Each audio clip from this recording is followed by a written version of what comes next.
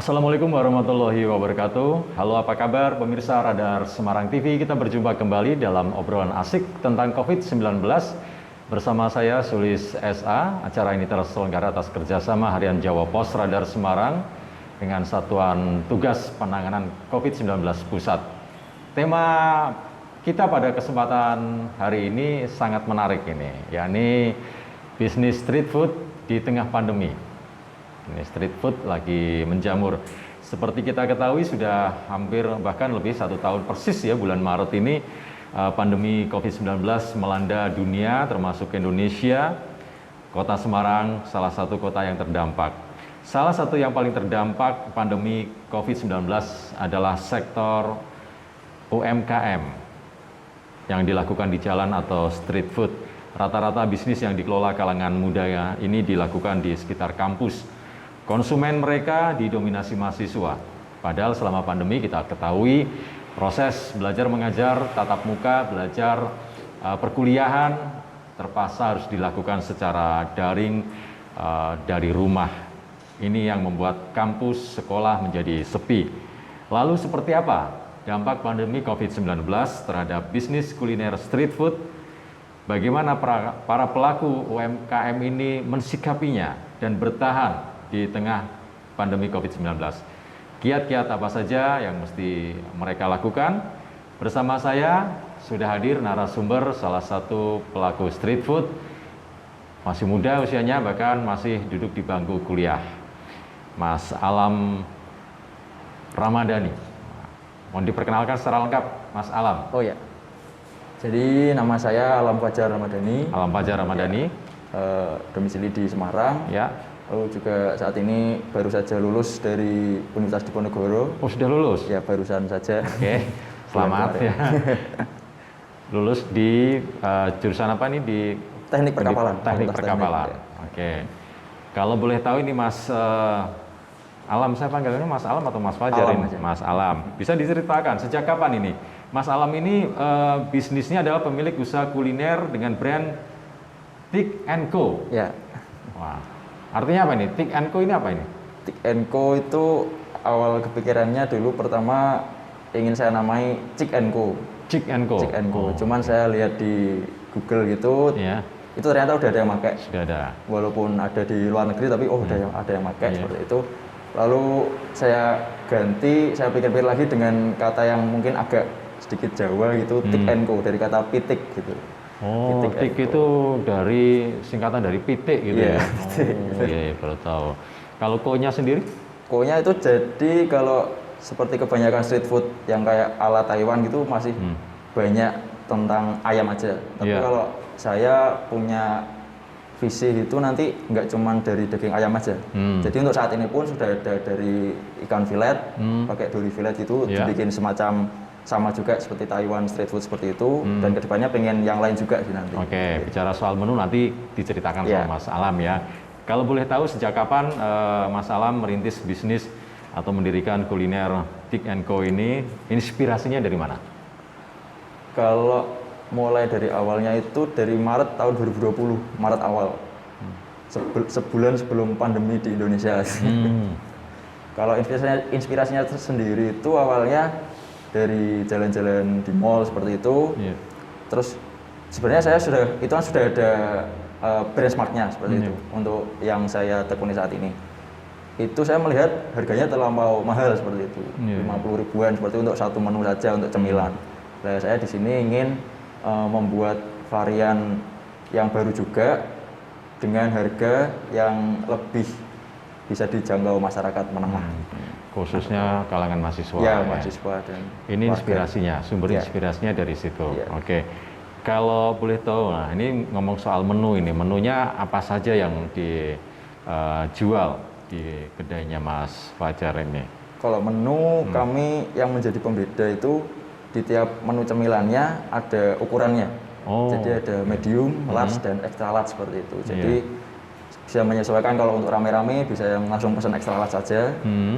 Kalau yang untuk biasa bisa medium seperti itu. Kalau berdua medium. Ya.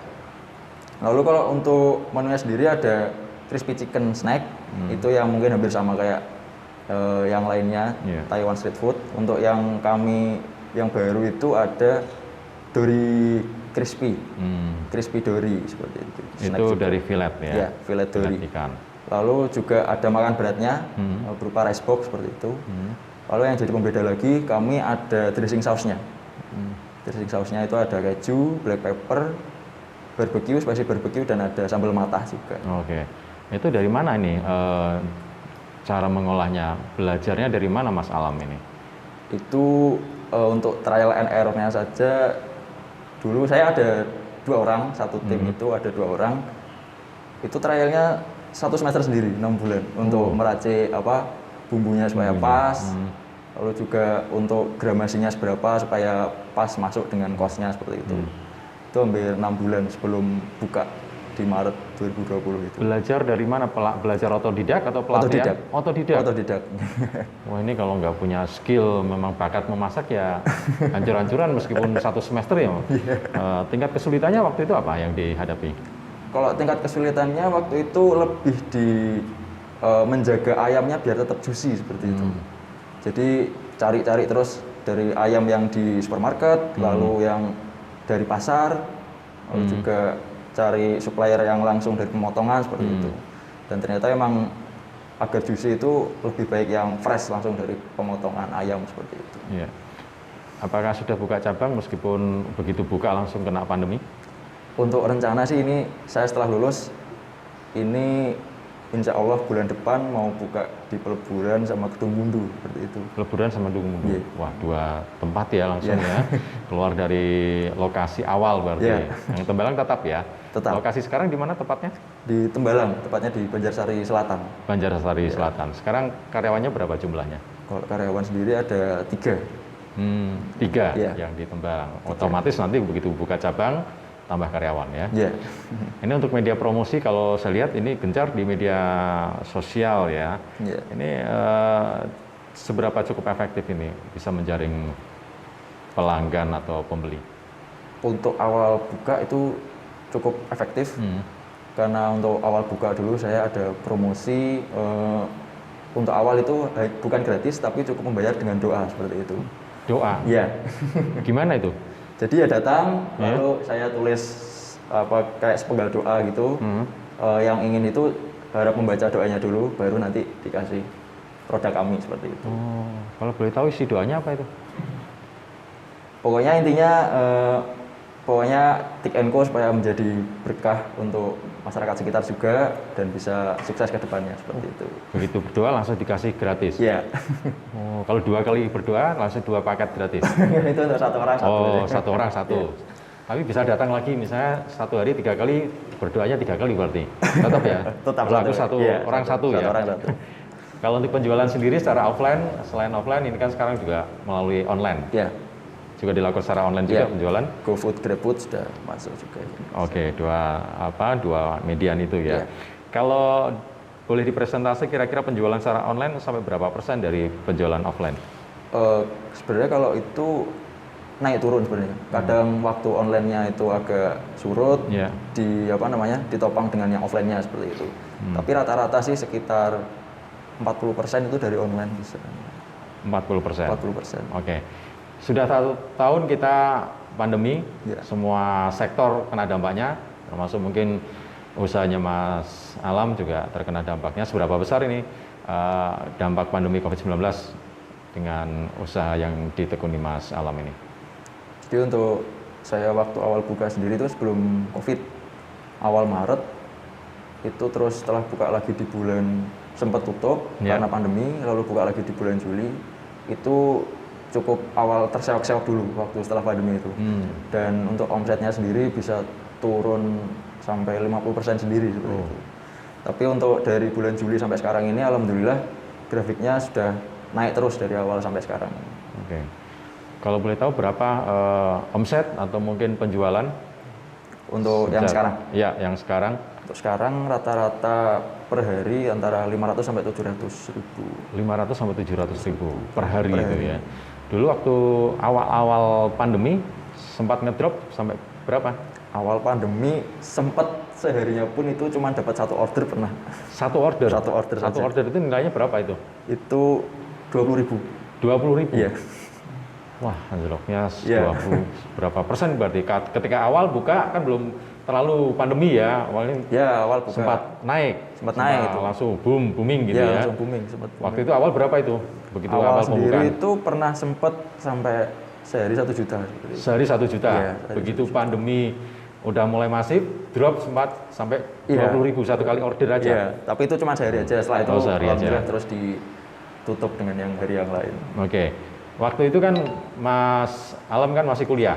Iya. Sekarang sudah lulus. Ya. Membagi antara kuliah dengan bisnisnya gimana?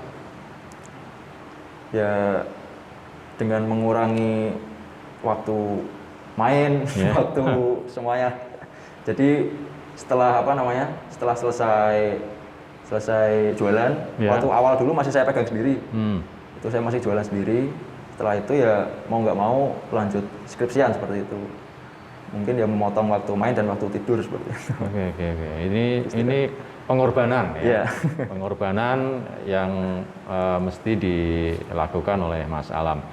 Sejak awal membuka Maret 2020 sampai sekarang tentu kalau ingin bertahan salah satunya melakukan inovasi produk maupun pemasaran. Apa yang sudah dilakukan khususnya selama pandemi ini agar usahanya Mas Alam ini tetap survive dengan inovasi maupun pemasaran? Kalau untuk yang ada hubungannya dengan pandemi sendiri, itu kami tetap memakai protokol kesehatan seperti itu. Karena di gerobak pun kami tempeli hand sanitizer, Yeah. lalu juga karyawan selalu pakai masker dan face shield.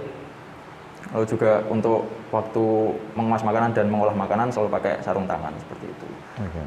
Dan kalau untuk promosinya sendiri, itu tiap berapa bulan kami untuk yang offline kami mengadakan kadang ada buy one get one seperti itu, lalu juga ada diskon di hari-hari tertentu, di hari-hari besar, lalu juga untuk di media online kami selalu ikut untuk promosi kadang dari GoFood atau GrabFood itu mengadakan ada promosi sendiri, kami selalu ikut eventnya seperti itu. Oke. Menu yang dijual Mas Alam ini kan banyak ya, pelaku street food lainnya mungkin ada yang Yeah. jual sama jenis dengan menu yang dijual Mas Alam. Keunggulan menunya Mas Alam dibanding kompetitor itu apa kalau boleh tahu? Rasanya, harganya atau gimana? Oh ya, kalau rasanya sendiri sih saya sangat percaya diri karena diracik sendiri dengan bumbu-bumbu rempah sendiri, Ya. karena masih diracik sendiri seperti itu. Lalu juga untuk tepungnya sendiri itu diramu sendiri, ada bumbunya juga. Terus untuk produknya sendiri itu ada tadi kelebihannya kami ada varian ikan dori filletnya itu dibikin crispy juga, lalu ada rice box dan untuk saus dressingnya itu juga nggak di semua itu ada, jadi hanya di beberapa dan kami ada saus dressing tersebut dan ada sambal matahnya itu diracik sendiri juga. Sambal matah ini nilai plus ya? Belum Ya, ada ya? belum ada. Oke, ini nilai plusnya, penasaran saya jadinya. Ya, Mas Alam ini kan perkuliahan masih belum normal ya, Ya. artinya belum belajar tatap muka Ya. secara penuh. Ini salah satu lokasi atau tempat jualannya Mas Alam itu kan di lingkungan kampus Undip. Ini tentu berdampak cukup besar ya pengaruhnya terhadap penjualan. Atau oke, sekarang nggak ada masalah karena pelanggannya nggak hanya mahasiswa. Apakah betul demikian? Cukup berdampak, cuman untuk sampai saat ini pun masih bisa berjalan karena itu tadi ditopang dengan warga sekitar situ, lalu juga kadang pekerja kantor yang pulang dari kantor itu lewat untuk mampir beli jajan seperti itu juga. Buka Cuman jam berapa itu? Buka jam 4 sore sampai jam 11 malam. Oke, jadi ini nggak hanya mengandalkan mahasiswa sebagai konsumen ya. Oke, Mas, kalau boleh tahu sejak berdiri sampai sekarang usahanya, apakah pernah mendapat bantuan dari pemerintah atau pihak tertentu untuk mengembangkan usaha Mas Alam? Untuk saat ini belum. Karena kemarin juga sempat saya mendaftar yang BPUM itu ya kalau nggak salah. Itu juga nggak di ACC gitu. Belum di ACC.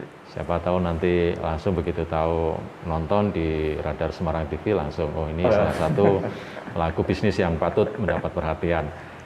Ini kan nggak banyak mahasiswa seperti Mas Alam yang menekuni selain kuliah juga nyambi bisnis, usaha, salah satunya street food. Ini kira-kira optimisme apa yang harus dimiliki oleh setiap pelaku UMKM, khususnya kalangan mahasiswa di era pandemi ini? Untuk optimismenya sendiri, itu saya sempat pernah dengar kalau Ustadz gitu ngomong apa namanya, pintu rezeki itu ada 10 pintu seperti itu. 10 pintu rezeki. Dan 9 pintunya sendiri itu dari berdagang seperti itu, bukan dari pedagang. Di sini saya berpikir kalau saya berdagang, misalkan saya tidak dapat dari pintu yang satu ini, masih ada 8 pintu yang lain seperti itu. Dan juga saya emang pingin menjadi wirausahawan dari SMA, itu emang pengen jadi wirausaha seperti itu. Entah kenapa, karena saya melihat dari keluarga saya sendiri pun itu memang terbangun dari keluarga karyawan seperti itu. Ikut mengabdi pada perusahaan seperti itu. Dan saya ingin keluar dari zona itu. Jadi ingin setelah tua nanti saya bisa menikmati jerih payah saya yang saya rintis dari muda seperti itu. Oke, ini yang menjadi inspirasi Mas Alam ya. Bicara soal modal, ini tentu kan usaha itu adalah modal yang pas-pasan, ada modal nggak terbatas. Kalau boleh tahu modal awalnya berapa juta itu? Kalau untuk bisnis Take & Go sendiri itu modal awal sekitar 7 sampai 8 jutaan. 7 sampai 8 juta. 7 sampai 8 jutaan seperti itu.